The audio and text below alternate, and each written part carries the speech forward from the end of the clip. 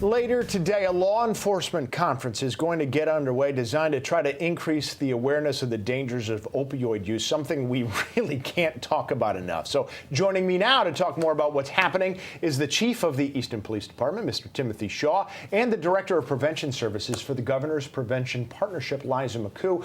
Thank you both for being here. Chief, we will get to you in a second. Liza, again, thank you for being here. Thanks for having us. All right, yeah, please tell us about what's happening later this morning. So the law enforcement conference is an opportunity to bring together local police departments, statewide police troopers, and law enforcement throughout the state to come together with community prevention and treatment services to really talk about the issue of opioid misuse within our communities and how we can partner better together and work together to address this issue and hopefully reduce the incidences of overdose and the negative consequences associated with opioid misuse. And I know I'll ask you also the same question, Chief, but how can you guys better partner together, the police departments and the communities?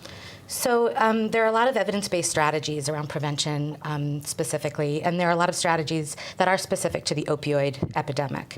Obviously, we are talking a lot about the prescription, the increase in the prescription rates of opioids and how we need to look at that and determine whether that's something that needs to be addressed. And then there are also community efforts that community prevention practitioners can put in place within their own communities, such as working within the school system to reduce the likelihood of young people getting involved in harmful substances in the first place.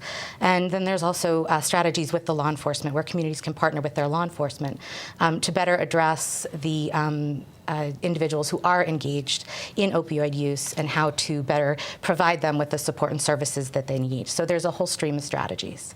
So, Chief, again, the same question for you. What are you hoping that your officers and your force will get out of this conference? Well, again, it's best practices. So we've been fortunate enough to spend time the last few months reaching out to the other parts of the community and reaching out to other departments to see who's doing it the best.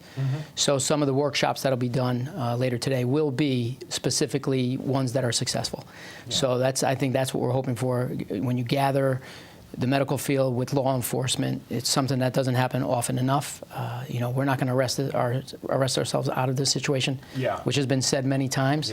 So I think something like this is really a positive step of getting the community, the partnership, and the law enforcement to just let's find the best way to do this because it's not going away anytime soon. And I know collectively we've tried to reinforce that 1,000 different times, 1,000 different ways, but again, we can't do it enough.